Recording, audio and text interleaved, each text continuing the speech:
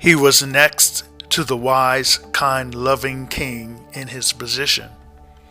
The only one that was higher and better than him was this wonderful king and his two co-kings.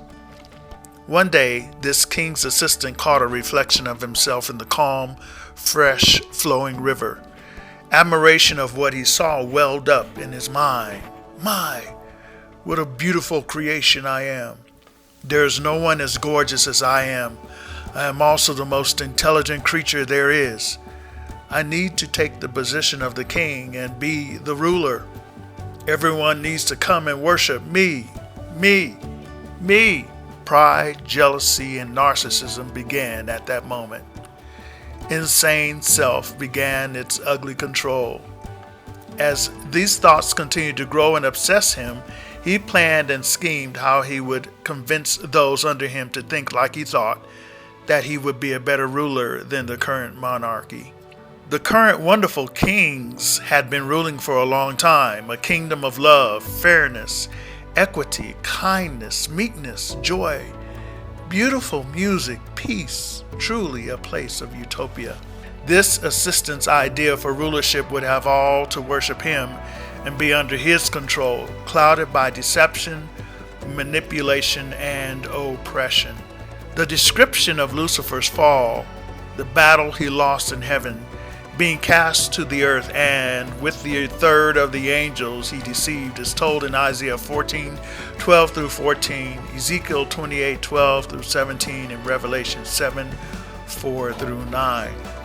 When Adam and Eve accepted the devil's temptation, they accepted his DNA, which includes pride, jealousy, narcissism, insanity, a story. In the book of Daniel, we find this short autobiography of King Nebuchadnezzar, who was ruler of the great Babylon. God had blessed and gifted this king before Nebuchadnezzar even knew who God was.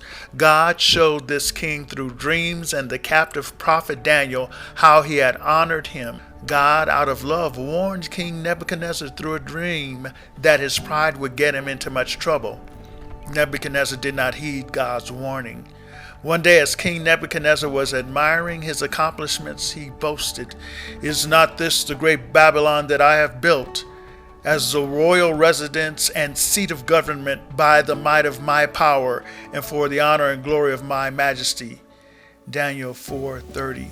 As consequence of his pride, for 7 years Nebuchadnezzar was void of the Spirit of God that kept him sane, and God allowed him to have the mind of an animal, exhibiting what happens when a person does not allow God to be in control. Insanity is the result. Taking glory to himself that alone belongs to God resulted in Nebuchadnezzar losing his reasoning abilities. And at the end of the days, in Daniel 4:34, 7 years, I, Nebuchadnezzar, lifted up my eyes to heaven, and my understanding and the right use of my mind returned to me.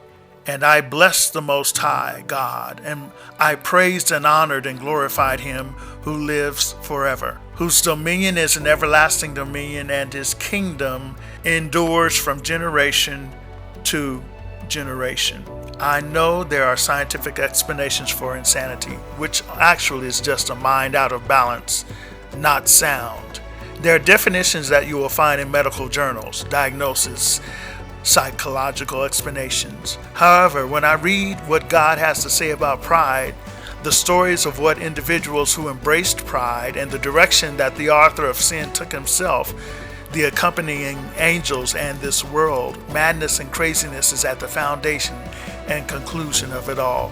Satan is the most insane spirit, and he created insanity. Until we accept the mind of Christ, which would be the Holy Spirit in us, then having power, love, and a sound, sane mind. Until then, we are in a state or continuum of insanity.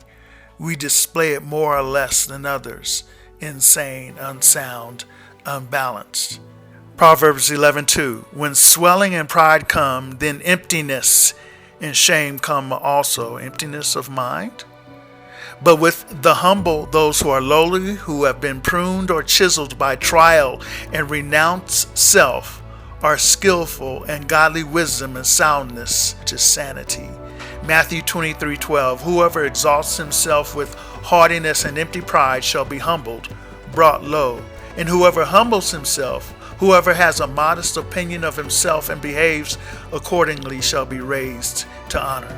James 4:6. But he gives us more and more grace, power of the Holy Spirit, to meet this evil tendency and all others fully.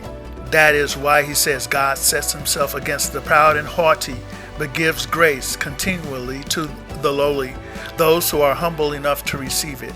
And verse 10 of James 4, humble yourselves, feeling very insignificant in the presence of the Lord, and he will exalt you. He will lift you up and make your lives significant. I'm just sharing.